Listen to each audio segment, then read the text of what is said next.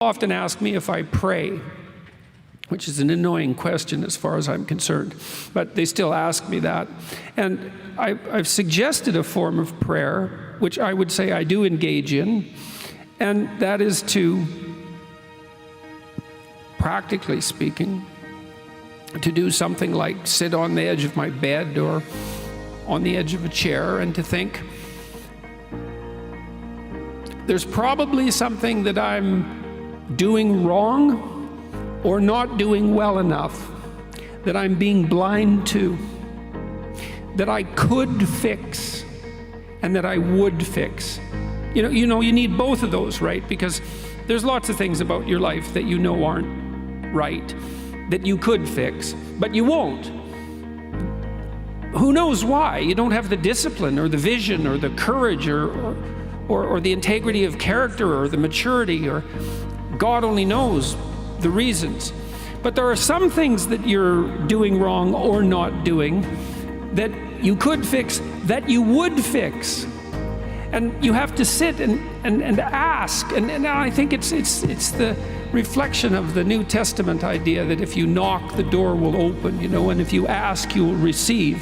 It's a very interesting line because it sounds like something that's naively optimistic. It sounds like it's representing God as, the grantor of wishes in some sense. But I don't believe that's what it means at all. I think what it means is that if you actually want to know something, and you actually want to devote yourself to something, if you're willing to make the proper sacrifices, right, and reorient yourself, that you can move towards what you're aiming at. And I can tell you that if you ask yourself in all humility how it is that you could be better and what you could do in a small way to move in that direction, that first of all, you will receive an answer about what you're doing wrong.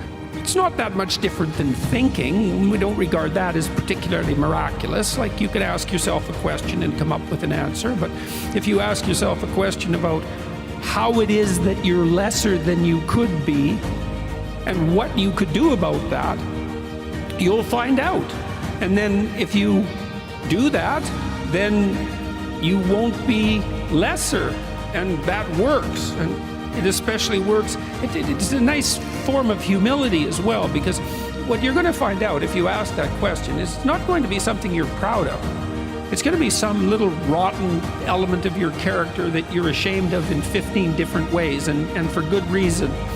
And and even the attempt to triumph over it isn't going to be something that you're going to be able to trumpet proudly to your friends and your family, because, to fight off something that's shameful is a private affair in some sense, but you can do it.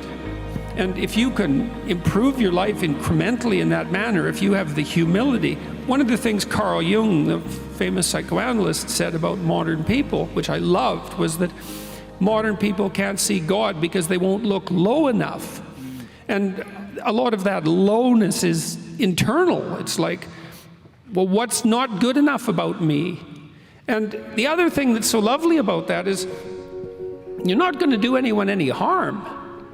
If you find out something that you're lacking, if you discover something you're lacking, well, first of all, great, you've discovered something you're lacking, and you need that thing you're lacking because life is difficult. It's going to call everything that there is out of you. And so you need that thing that you're lacking, and then you can work on it incrementally and humbly, humbly meaning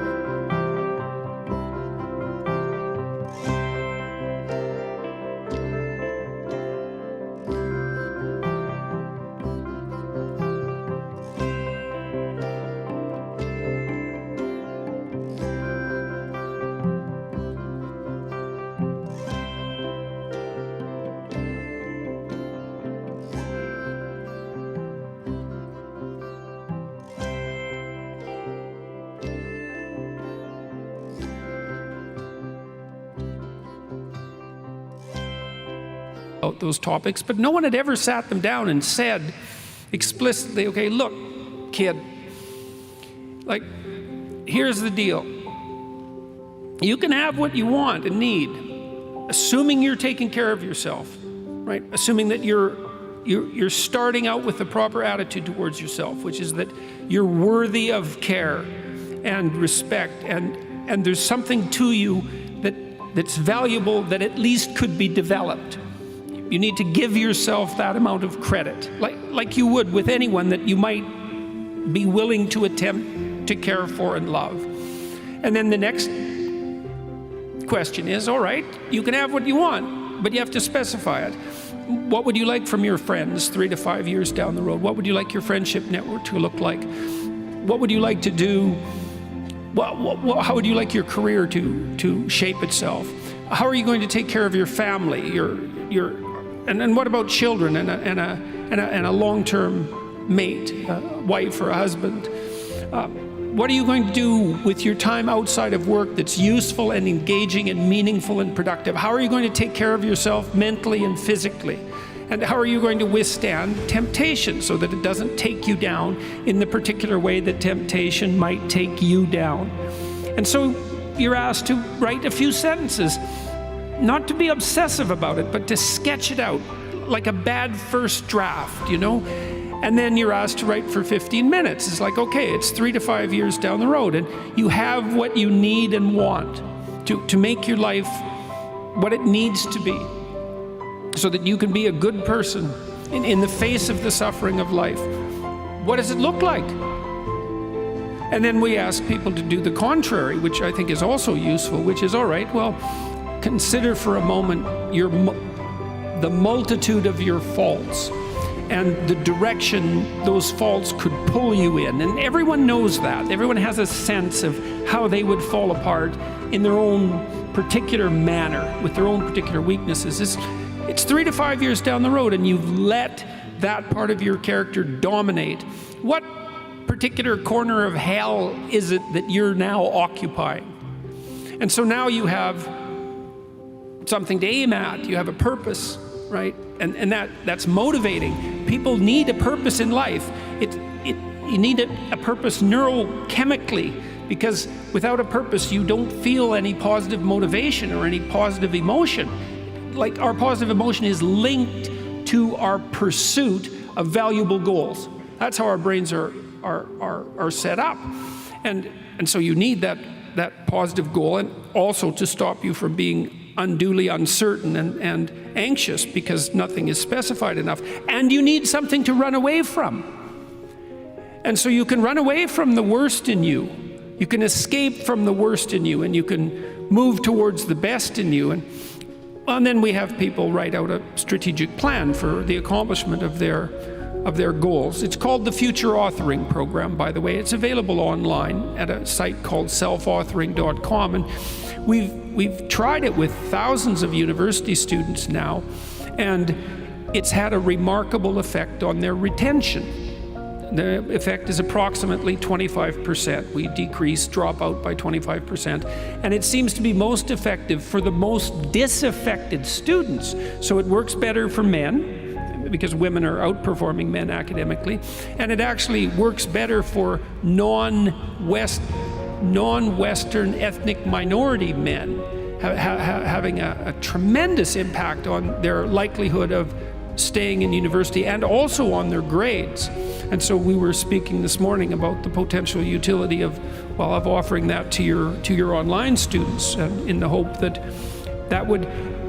But the thing that was so strange to me when I was developing that program, and this was like, it was a miracle, a negative miracle of sorts. It just struck me as so palpably surreal that we would spend 15 years educating people and never once sit them down seriously and say, okay, look, you can craft yourself to some degree. You have the capacity to write your destiny, not in its entirety, but at least as a sequence of aims. And having done that, you need also to justify it. So for example, one of the things we ask people to do once they've specified a goal is to say, well, okay, imagine you achieved this goal. Okay, so why is that good for you? Why is it good for your family? Why is it good for your community? You know, because if you want to be locked in on a goal in a manner that's sufficient to take you through the trials that will occur while you're pursuing this goal, especially if it's a high order goal and it's difficult, then you need an explicit philosophy, a rationale for why this is worth pursuing. It's like, well, here's what it'll do for me in the sense of the development of my character and my capacity to deal with the world. And here's how it'll strengthen my family. And here's how it will benefit the community. And then having formulated those arguments, you have that body of carefully articulated thought that enables you to chase away the doubts that will inevitably accrue as you're attempting to do something difficult. You have to negotiate with yourself, and you have to justify what you're doing carefully and philosophically, deeply, so that you have the commitment and the strength of character that enables you to push through times that are difficult. And so